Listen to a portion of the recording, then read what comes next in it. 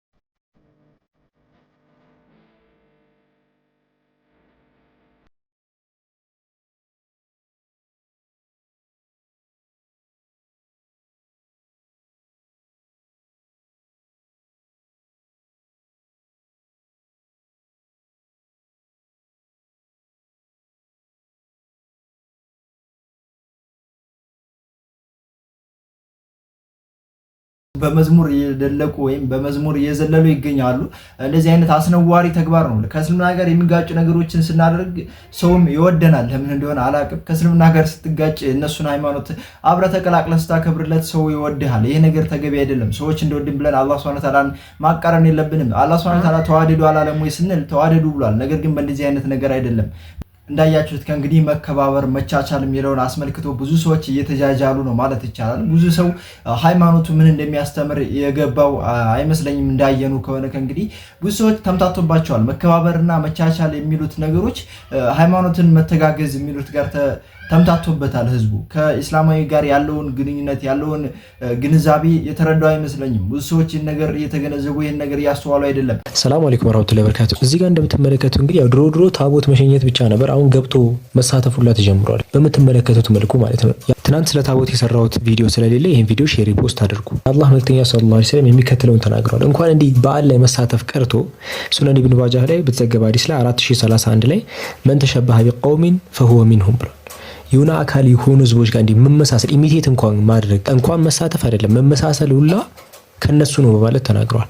ይሄ ማለት ግን ከሰዎች ጋር አትናወሩ ማለት አይደለም። አምላካችን አላህ በምዕራፍ 60 ቁጥር 8 ላይ ከነዚያ በሃይማኖታችሁ ካልተጋደሏችሁ ከሀገራችሁ ካላስወጧችሁ መልካም ብትውሉላቸው ወደ እነሱ ብታስተካክሉ አላህ አይከለክላችሁም አለና አላህ ትክክለኞችን ይወዳል አለ። እንደውም ወደ እነሱ ብትናወሩ ብትተጋገዙ ምናምን አላህ ይሄንን ይወዳል አለ። ግን ይሄ አንድ ሙስሊም ምድር ላይ ከሰዎች ጋር የሚናወረው ህይወት አለ፣ ለአላህ ደግሞ የሚሰጠው ደግሞ ህይወት አለ።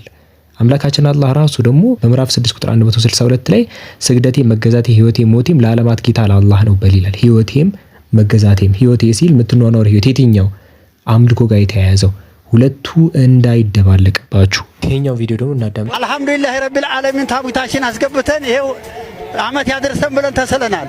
ፈረሰኞች ዛሬ በዓሉን አጅበው የጊዮርጊስን ታቦት እየሸኙ ምናልባት ባለማወቅ ደግሞ ታቦት መሸኙ ካላችሁ ታቦት ላይ የተጻፈው ጽሁፍ ብቻ ከእስልምና ጋር ይጋጫል። ምንድነው እስቲ ታቦት ላይ የጻፈው መጀመሪያ እና ታቦቱ ላይ የሚጻፈው ጽፍ አልፋ ኦ ተብሎ ይጻፍበታል። የግሪክ ፊደላት ላይ የመጀመሪያው ፊደል አልፋ ነው፣ የመጨረሻው ፊደል ደግሞ ኦሜጋ ነው።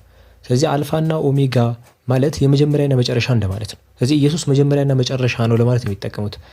አምላካችን አላህ ቁርአን ላይ በምዕራፍ 57 ቁጥር 3 ላይ እርሱ ፊትም ያለ ኋላም ቀሪ ነው፣ የመጀመሪያም ያለ ኋላም የሚቀር ነው፣ የመጀመሪያና መጨረሻ አላህ ነው። ግን ያ እዛ ጋር ለኢየሱስ ነው የተባለው ነገር ነው እየሸኘ ያለው።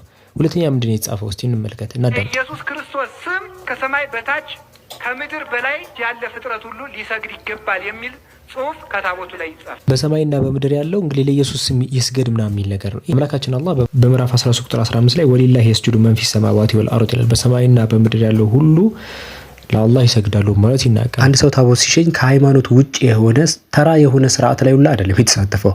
በጣም ከባድ ኢየሱስ መጀመሪያና መጨረሻ ነው የሚል ለኢየሱስ ብቻ ነው መሰገድ ያለበት የሚል ከበድ ያለ ሁላ ስነ ስርዓት ላይ ነው የምትሳተፈው። ስለዚህ ከአምልኮ ጋር የተያያዙ ለአላህ ብቻ የምንሰጣቸው ነገሮች ልንጠነቀቅ ይገባል። ማህበራዊ ህይወትን በተመለከተ በሰላም መኗኗር መተጋገዝን ካችን አላህ በምዕራፍ 60 ቁጥር 8 ላይ ከነዚያ በሃይማኖታችሁ ካልተጋደሏችሁ ከሀገር ካላስወጧችሁ መልካም ብትሉላቸው ማለትም በመልካም ብትኗኗሩ ማለት ነው ወደ እነሱ ብታስተካክሉ አላህ አይከለከላችሁም። እንደውም አላህ ትክክለኞችን ይወዳል ነው የሚሉላ። ግን ይሄኛው መኗኗር ላይ ነው። የዛሬው ቪዲዮአችን ይመስል ነበር። በቀጣይ እስከምንገናኝ ድረስ ወሰላሙ አለይኩም ወራህመቱላሂ ወበረካቱ።